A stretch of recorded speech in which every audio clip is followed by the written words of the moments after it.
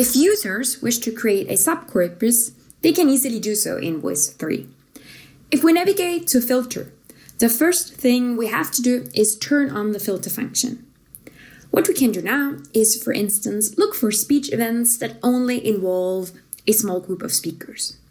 We can also tell the corpus that the interactants in the transcript should be unacquainted and include at least one L1 speaker of German. And as you can see, this will highlight those transcripts to which our filters apply in the corpus tree. And if we want to, we can also hide all other speech events that are not part of our subcorpus. If we would like to make manual changes to our subcorpus, we can still do so by choosing manual selection. If we navigate back to corpus tree, the transcripts to which our filters apply are now already selected. Let us now imagine that for previous research, we have already worked with transcript 8 and would like to include this in our subcorpus. Then we can manually add this speech event to our subcorpus by ticking this box. And we see how the speech event is included in our selection. If we now would like to know, for instance, if the speakers in our subcorpus, let's say, thank each other, we can search for literal occurrences of thank you, and the results from our selected transcripts will be displayed in the search section.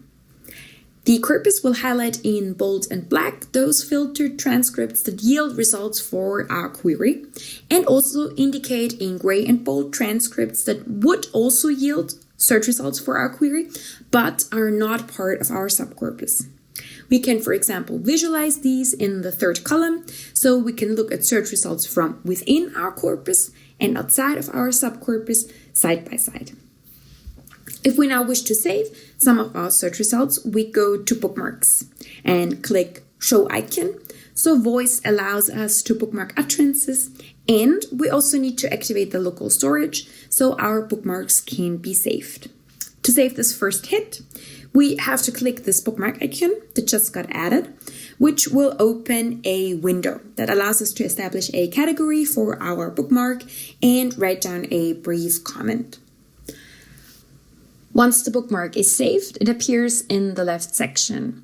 Also, our comment features in the mouse over, and we can easily look at the bookmarked utterance in the context of the transcript by clicking on this icon.